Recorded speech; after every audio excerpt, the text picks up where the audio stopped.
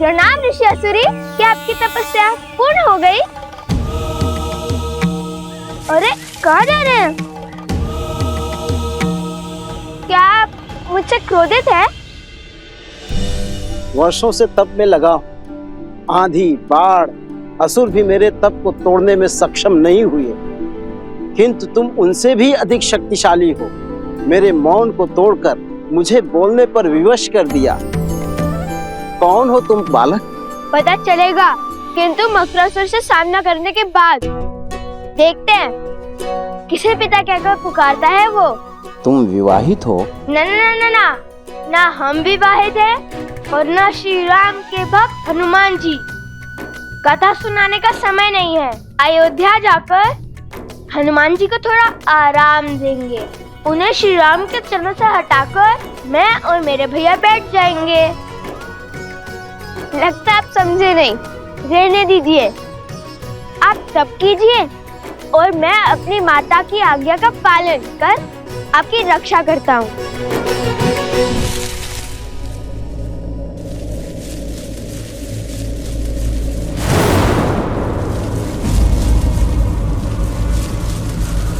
ये वृक्ष तो सूख रहा है।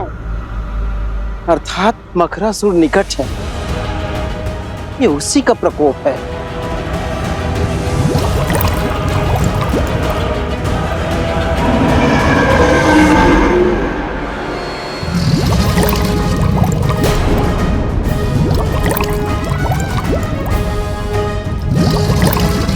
भैया, माता संकट में है।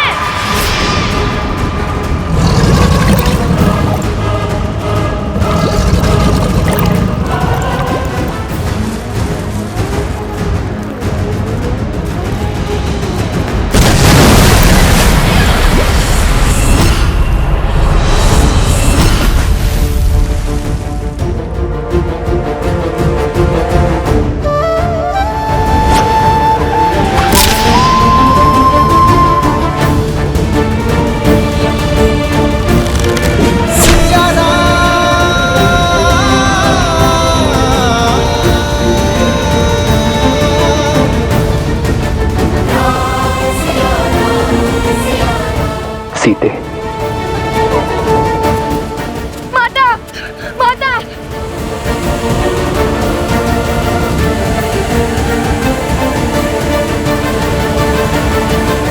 माता, माता, माता, माता।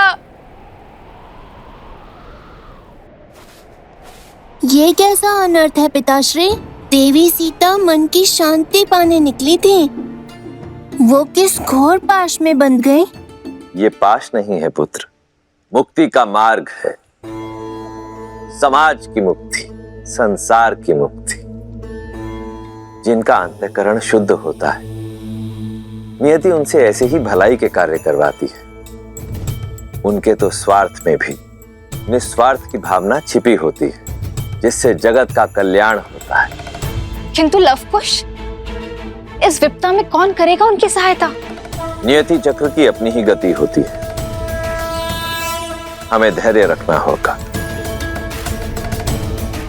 उसके पश्चात विधि के इस विधान का कारण तुम्हें भी ज्ञात हो जाएगा। गणेश,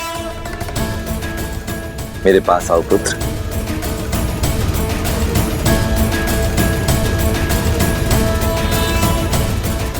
वन देवी, वन देवी, माता, वन देवी।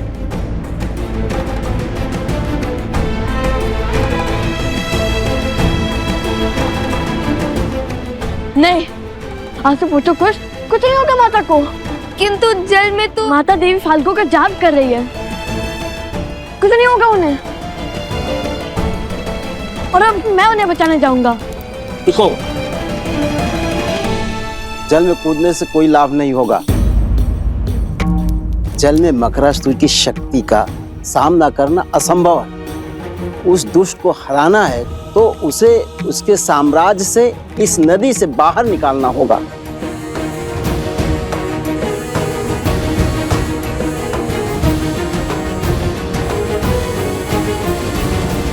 अभी तक अधर्म की विजय हुई नहीं है, किंतु धर्म के पास समय कम है। हर गिरते पत्ते के साथ मकरासुर की शक्ति और उसका प्रकोप बढ़ रहा है। शीघ्र तुम्हारी माता को इस विषैले जल से बाहर निकालना होगा।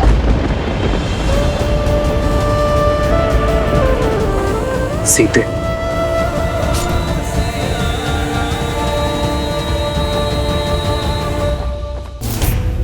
ये अस्त्र अगर इसको चीर सकता है, उसको भी मार सकता है।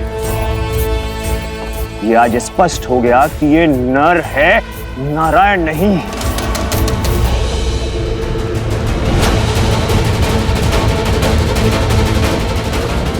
प्रभु,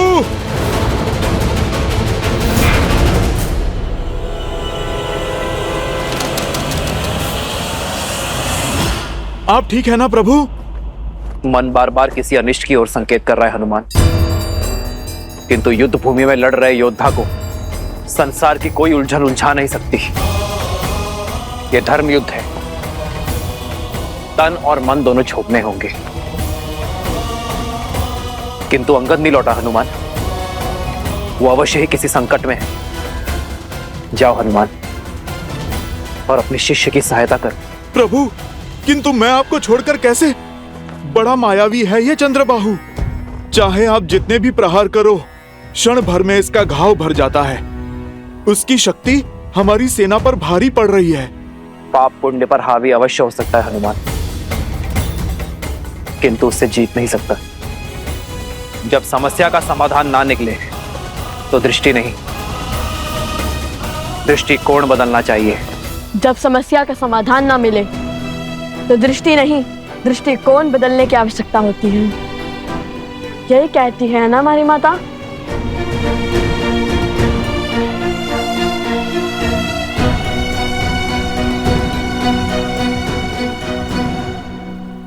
यदि वो जल के भीतर शक्तिशाली है और उसे बाहर लाना असंभव है, तो फिर हम जल को उस तक पहुंचने से रोकेंगे, नदी का प्रवाह अवरुद्ध कर देंगे।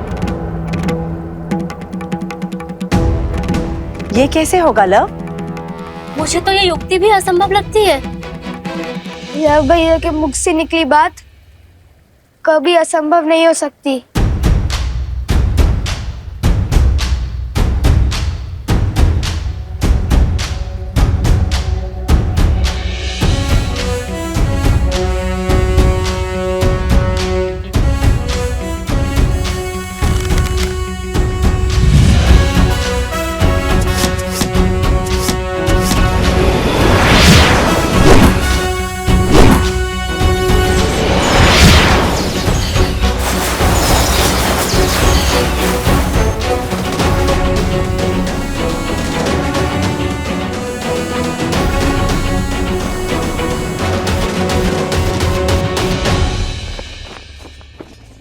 जिसे अब तक मेरे हनुमान के प्रहार रोक रहे थे,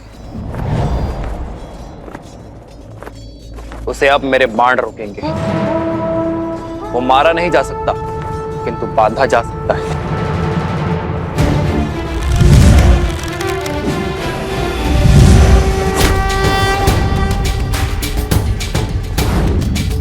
श्री रामचंद्र कृपाल भजुमन हरण भव भय।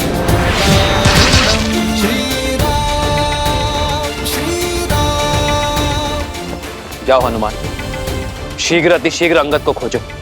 जो आज्ञा प्रभु। जाओ। राजा राम श्री राम।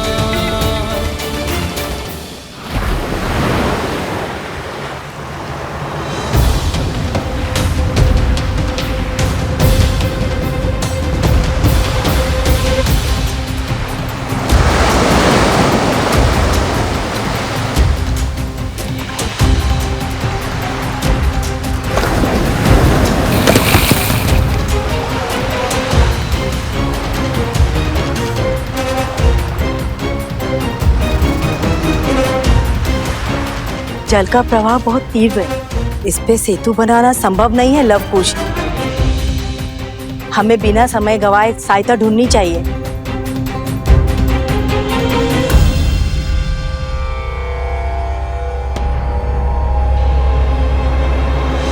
अब हरी पत्तियां कुछ शेष ही रह गई हैं।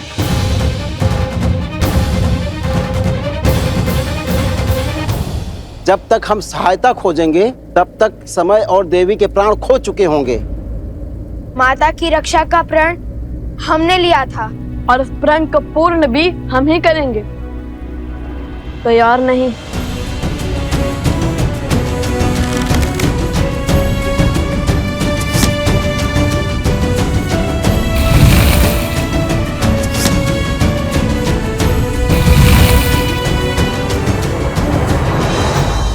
आप सब हर बाण पर राम नाम लिखो।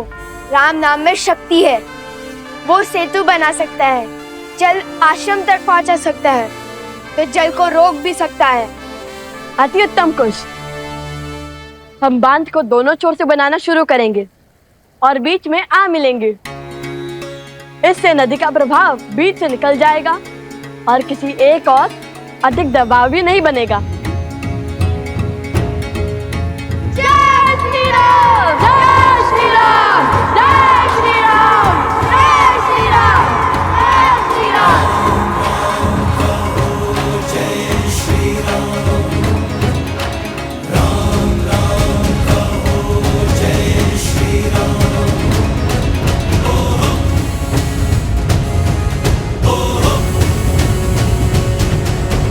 मन में है विश्वास तो आकाश में परचम रहेगा जब होगी जीत तो हर दिशा में राम नाम गूंजेगा राम राम कहो जय श्री जय श्री राम!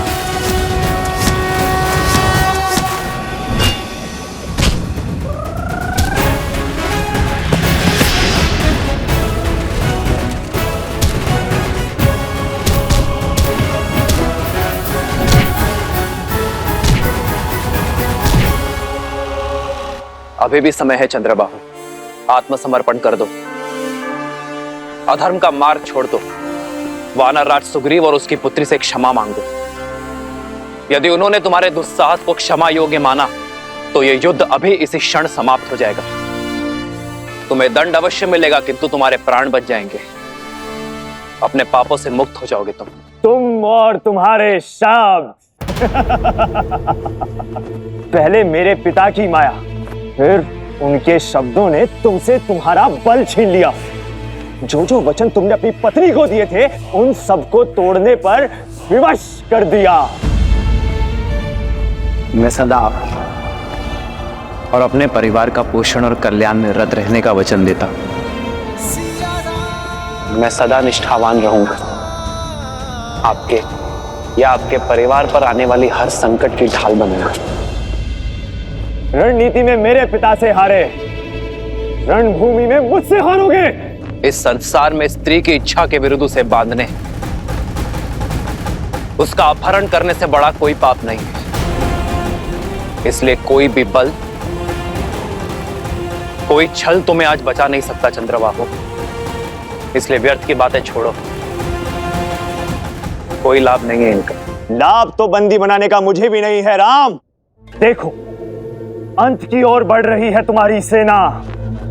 आज अयोध्या के और किष्किंधा के हर एक योद्धा को यहीं त्रिलोकपुरी में गाड़ दूंगा।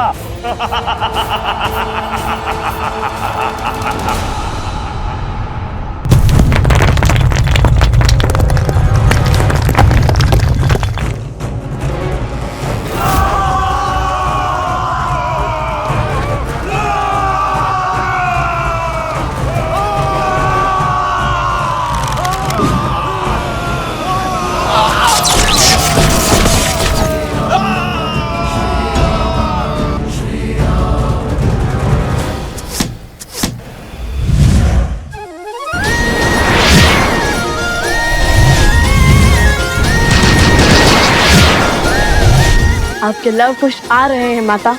तनिक धैर्य और माता, बाण बनने को है।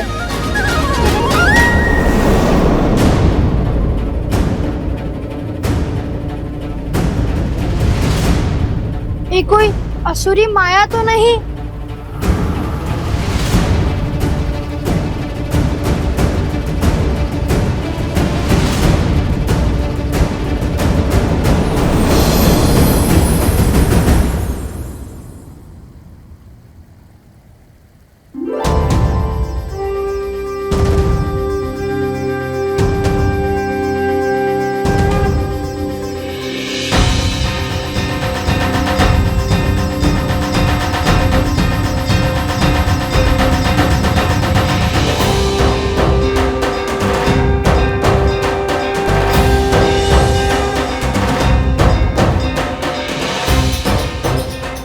शीतलता और तन की सौम्यता से तो देवी लग रही है। देवी फल्गु, ऋषि असुरी का प्रणाम स्वीकार करें। देवी फाल्गु?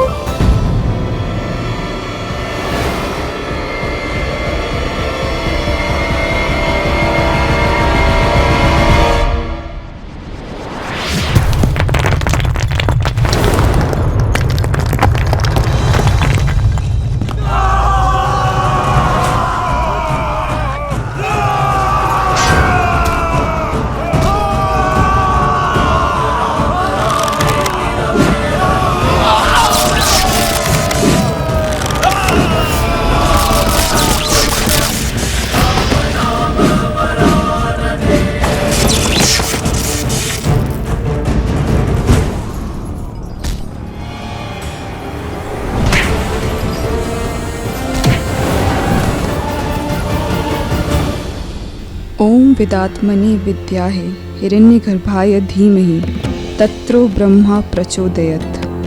ओम विदात्मने विद्याहे हिरण्यगर्भाय धीमहि तत्रो ब्रह्मा प्रचोदयत्।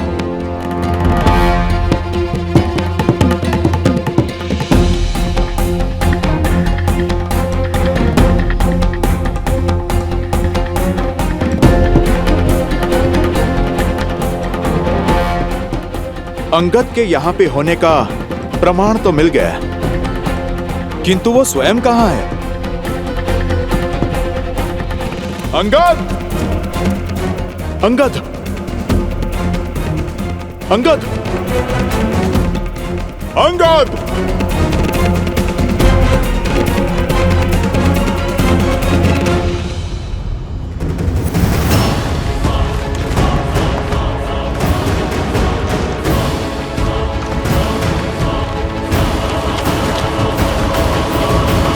ऋषि असुरी, ये बांध कभी पूरा नहीं हो सकता। यदि मेरा प्रवाह रुका तो आसपास के सारे क्षेत्र बाढ़ में बह जाएंगे। बांध नहीं तो हमारी माता का क्या होगा? देवी, आप तो कुछ भी कर सकती है ना। हम लोग धर्म के साथ हैं, हमें हमारा कार्य पूर्ण करने दीजिए। हाँ देवी, आपको तो हमारी सहायता करनी चाहिए। जैसे समुद्र देव ने सेतु बनाने के लिए श्री राम का सहयोग किया था, और हम तो श्री राम के सबसे बड़े भक्त हैं, हनुमान जी से भी बड़े। देखिए, मैं तुम्हारी दुविधा समझ सकती हूँ। कर पाती तो सहायता अवश्य करती, किंतु सत्य यही है, मेरे प्रवाह को रोका नहीं जा सकता। आप तो स्वयं माता है, आपके कारण जीवन है। क्या माता के बिना जीवन संभव है? श्री राम के धनुष पर ब्रह्मास्त्र चढ़ चुका था। समुद्र देव की क्षमा याचना के बाद उत्तर में ध्रुमकुलिया की ओर छोड़ना पड़ा, जहाँ राक्षसों का धर्म शिखर पर था। उसी प्रकार आप भी अपना प्रभाव मोड़ दीजिए ना। बहाना ही है तो धर्म के बल से अधर्मियों को बहाइए।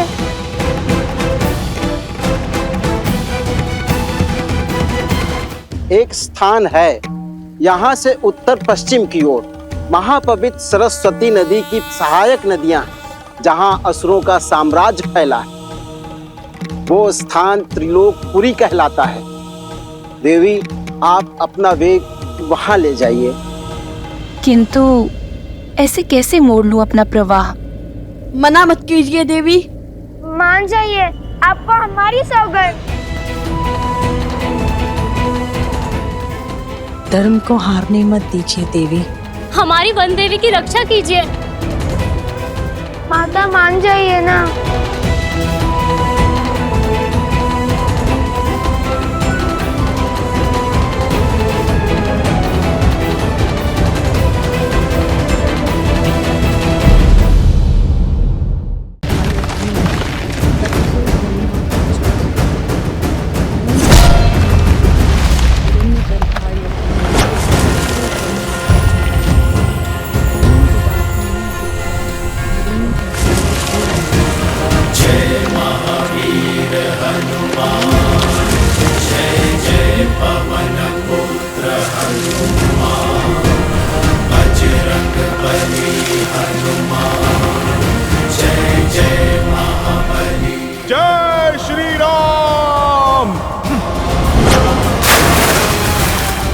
अंगद,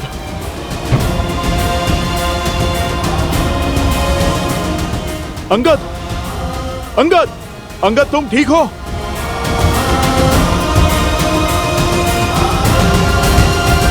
तुम ठीक हो अंगद? सांस तो चल रही है।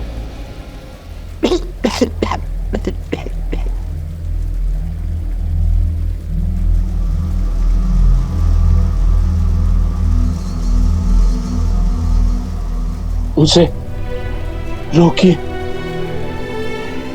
अन्यथा ये युद्ध कभी समाप्त नहीं होगा। किंतु तुम अंगद? ठीक।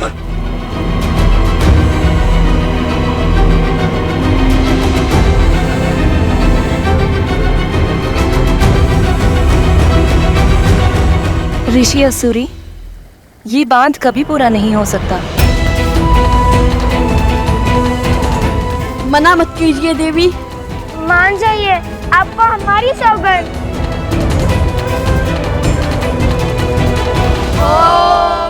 मधुजक्ता मधु रक्षन्ति सिंधवा वादी विना संतो वसी मधुनक्तो तोसो मधुपाति वरज।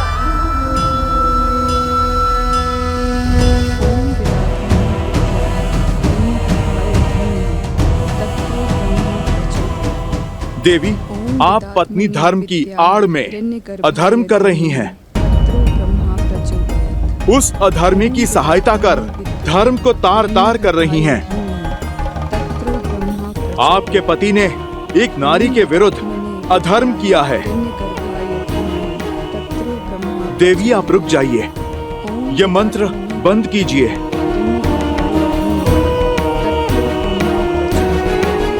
तो आप ब्रह्म मंत्र का जाप कर रही हैं? उचित है, मैं आपको रोकूंगा नहीं, मैं भी मंत्र जाप करूंगा। आप जानती हैं वो भी किसका? देवी सरस्वती का। वही तो हैं ब्रह्मदेव के मंत्र की काट।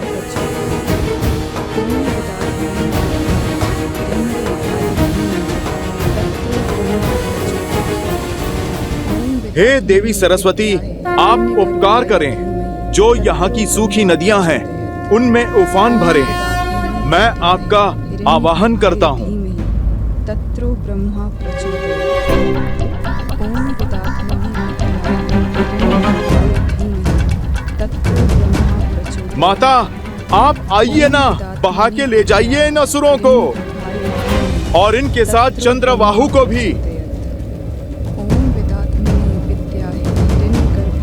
इससे पूर्व कि मैं मंत्र जाप आरंभ करूं और यहाँ की सूखी नदियों का उफान आपके चंद्रबाहु को बहा कर ले जाए। देवी, आप रुक जाइए, मैं आपको वचन देता हूँ, उसे मृत्यु नहीं, प्रभु श्री राम के हाथों मोक्ष मिलेगा।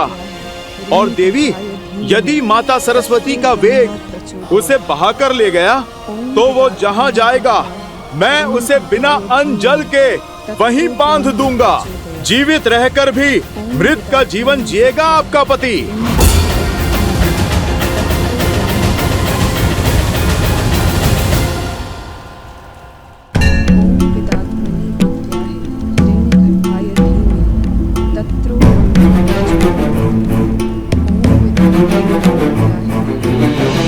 मन में आए इस विचार के पीछे अवश्य ही प्रभु की कोई लीला होगी। चलो माता सरस्वती से ही सहायता की गुहार लगाई जाए। जय मां सरस्वती, मैं आपका आवाहन करता हूँ। ओम ऐं ह्रीं श्रीं वाग्देव्यै सरस्वत्यै नमः।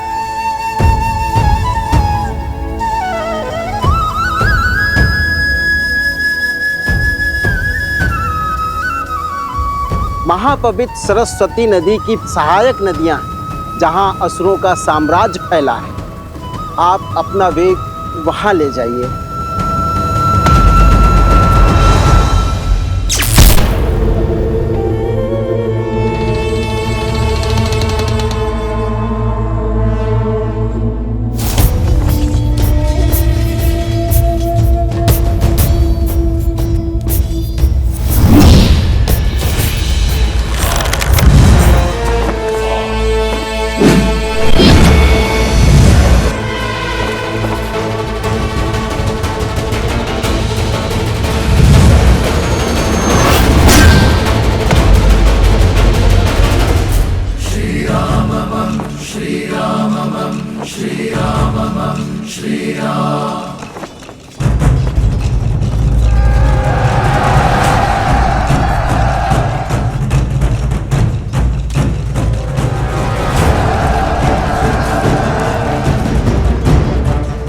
अब क्या करोगे राम?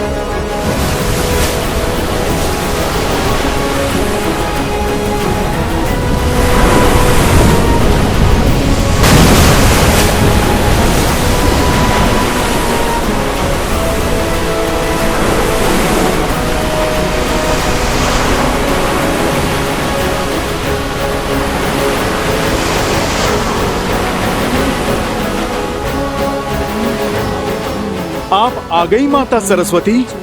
आप धन्य हैं, धन्य हैं आप।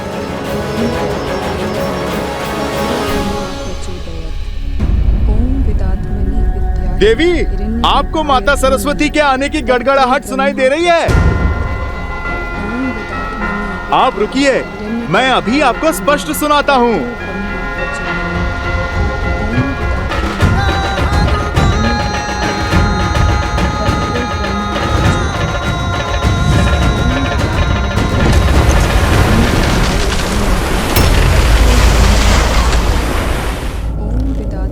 अद्भुत, अद्भुत, वो देखिए, वो डूबा चंद्रबाहु। अरे आप देखिए, देखिए ये जल का वेग कहाँ लेकर जा रहा है उसे। ये तो लगता है सृष्टि के उस छोर पर चला। चलिए, मेरा कार्य तो आरंभ हुआ। अब मैं उसे खोजकर बांधता हूँ। माता, मैंने तो आपको अवसर दिया था। अब आप मुझे आज्ञा दें। यदि आप मान जाती तो आपके पति मोक्ष पाते, किंतु अब तो उसे क्षण क्षण मरना होगा मेरे पास में। स्वामी,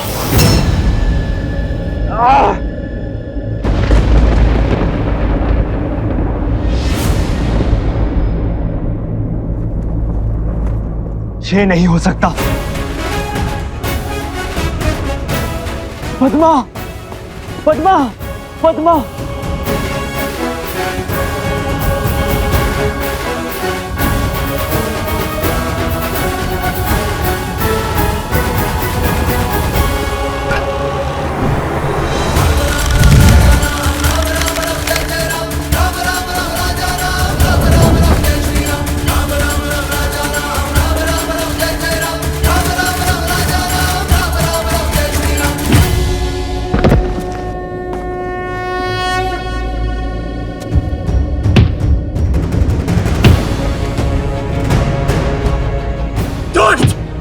दुराचारी!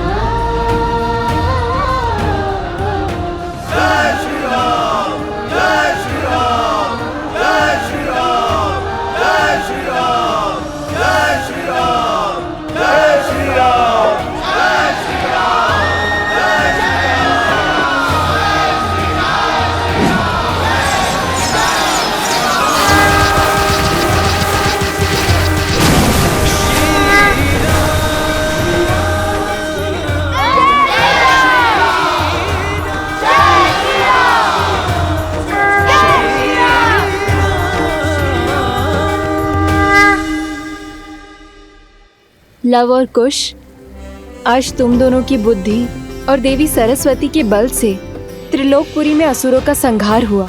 सहायता के लिए धन्यवाद देवी। मेरा आशीर्वाद सदा ही तुम दोनों के साथ है।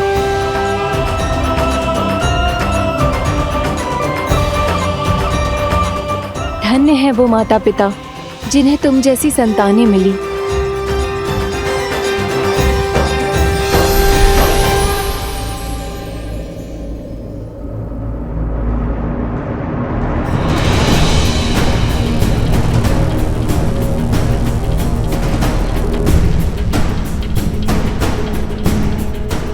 ये क्या है? मकरासुर का महल।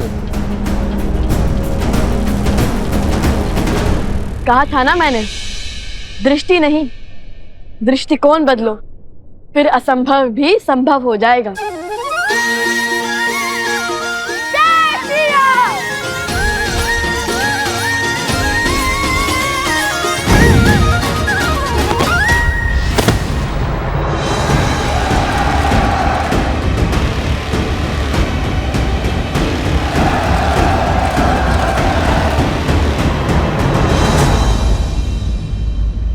रुक क्यों गए महादेव, वो भी कथा के इस रोचक मोड़ पर? रुका मैं नहीं गौरी, रुका तो बुद्धि के देवता गणेश के विचारों का प्रवाह है। गणेश, किस विचार ने घेर लिया तुम्हें? माता, हनुमान जी ने माता सरस्वती का आवाहन किया और बाढ़ आ गई, असुरों को अपने साथ बहा ले गई। किंतु बाढ़ तो लवकुश के प्रयासों का फल भी हो सकता है। यदि वो दोनों फल्गु पर नहीं होते, क्या तब भी माता सरस्वती बाढ़ लाती? सूर्य अपने आकर्षण से धरती और चंद्रमा को खींचता है गणेश, और धरती और चंद्रमा अपने बल से सूर्य को खींचते हैं। यही प्रकृति का संतुलन है। इस कथा में भी हर कड़ी एक दूसरे से जुड़ी हुई है। संसार में जहां कहीं भी भलाई का कार्य होता है, वो भलाई के अन्य कार्यों को प्रोत्साहन अवश्य देता है।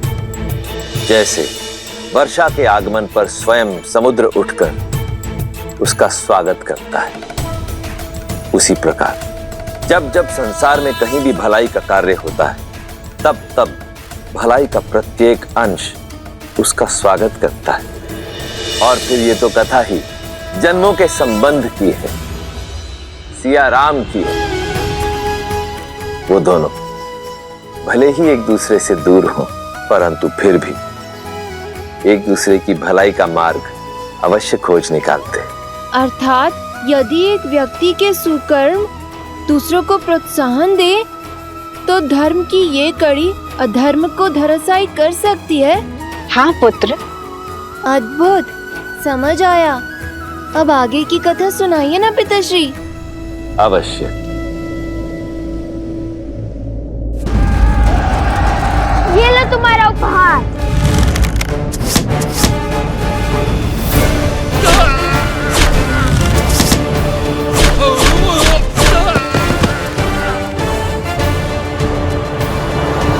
समय निकलता जा रहा है और मकरासुर की शक्तियां बढ़ती जा रही हैं।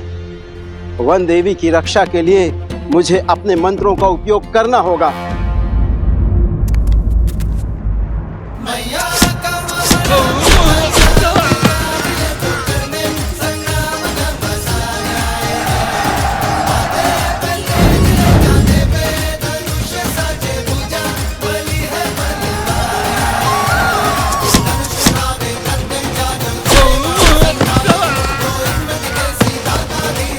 अति उत्तम।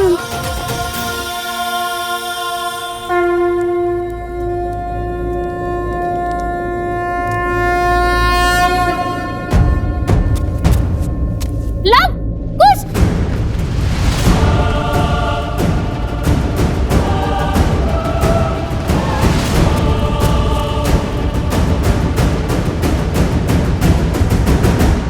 हमें उनकी सहायता करनी होगी, किंतु कैसे? हमारे पास तो अस्त्र भी नहीं है। कोई मार्ग तो खोजना होगा। हमारे तीर समाप्त होते जा रहा है, क्या करेंगे? शक्ति के साथ साथ युक्ति भी लगानी होगी कुछ। हमारे बाण समाप्त होते जा रहे हैं, किंतु ये असर नहीं।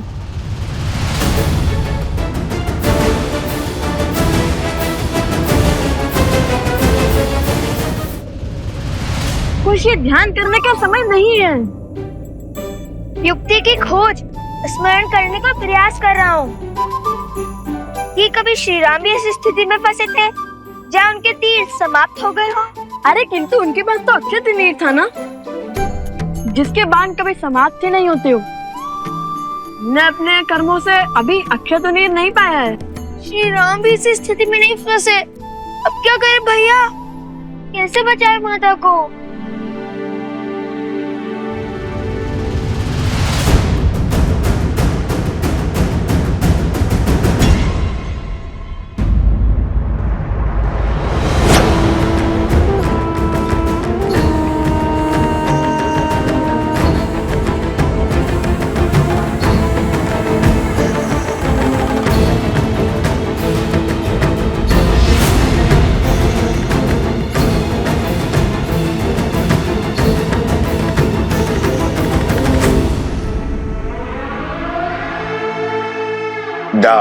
मकरासुर, तोड़ो सीता का तप। ये तप ही है जो धर्म को बल दे रहा है।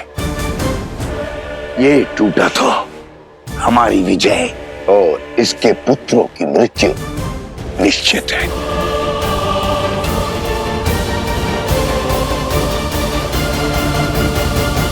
जीवन में कायर तो बहुत देखे, किंतु कायरता की ऐसी पराकाष्ठा नहीं देखी। क्या हुआ? आहत हो गए? धर्म को हराने की, धर्मात्मा को मारने की बड़ी बड़ी बातें तो करते हो, किंतु स्वयं कभी शस्त्र नहीं उठाते। यह कायरता नहीं तो और क्या है?